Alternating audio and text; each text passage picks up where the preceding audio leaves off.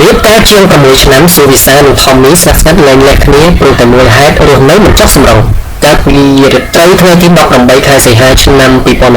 កន្លងទៅនេះអ្នកលេងបណ្ដាញសង្គម Facebook ជាពិសេសអ្នកគាំទ្រនិងមិត្តភ័ក្តិក្នុងនិងក្រៅសិល្បៈបានបង្ហាញការភ្ញាក់ផ្អើលយ៉ាងខ្លាំងក្រោយតារាចម្រៀងស៊ូវីសាបានបង្ហោះសារបញ្ជាក់ពីការលែងលះគ្នានឹងលោកថមមីក្នុងនោះដែរតាមរយៈការបង្ហោះជូនដំណឹងរបស់អ្នកនាងស៊ូវីសាបានរៀបរាប់ធ្វើឲ្យមហាជនភ្ញាក់ផ្អើលយ៉ាងខ្លាំងថា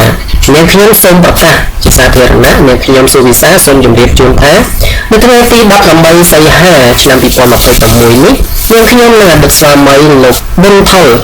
ថងហៅថមមីបានសម្រេចលែងលះគ្នាជាស្ថាពរការព្រមព្រៀងតាមផ្លូវច្បាប់នៅសាលាដំបងរាជធានីភ្នំពេញចាប់ពីថ្ងៃនេះតទៅយើងទាំងពីរមិន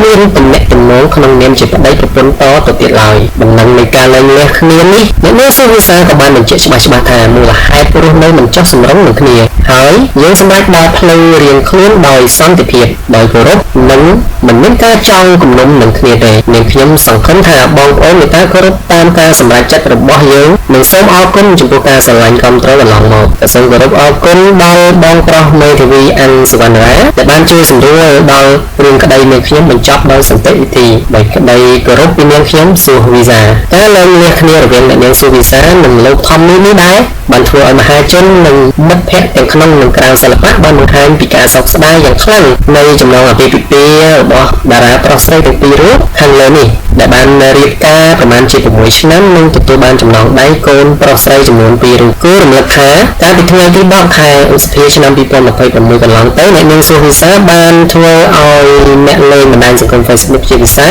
អ្នកគាំទ្រតារាចម្រៀងរូបនេះបានបង្ហាញការភ្ញាក់ផ្អើលម្ដងរួចមកហើយដោយអ្នកនាងបានបង្ហោះសារបង្ហាញពីភាពប្រកម្មប្រកបក្នុងជីវិតគូនិងព្រៀនខ្លួនខ្លាយទៅជាស្ត្រីមេម៉ាយដោយសារបង្ហាញពីការប្រកម្មប្រកបនោះបានបង្ហោះបានប្រមាណ3ទៅ4ម៉ោងអ្នកនាងស៊ូវីសាក៏បានសម្រេចចិត្តលុបចេញវិញព្រោះជាការស្នើសុំរបស់ឪពុកម្ដាយក្រោយមកអ្នកគាំទ្រក៏បានឃើញអ្នកនាងស៊ូវីសានិងលោកថមមីបានមកត្រូវរកគ្នាវិញនិងបន្តចាប់ដៃគ្នាបង្កើនមុខចំនួនជាបន្តបន្ទាប់យ៉ាងណាមិញស្រាប់តែរឿងរ៉ាវរកម្មប្រកបស្ងាត់ប្រមាណជិត3ខែអ្នកនាងស៊ូវីសាក៏បានប្រកាសការលែងលះយ៉ាងភ្ញាក់ផ្អើលខណៈដែលលោកថមមីជាស្វាមីបានត្រឹមបង្ហោះរូបភាពជាមួយនឹងកូនដោយអមថាប្តីស្រឡាញ់ដែលមិនអាចប្រែនិងគ្មានអ្វីកាត់ថ្លៃបានដោះដូងប៉ាវេ18សូមកំខែ8ឆ្នាំ2026ស្នាដៃថតរូប selfie របស់កូនស្រី Jenny មិនអន់មែនថតរូបប៉ានិងប្អូនឡើងស្អាត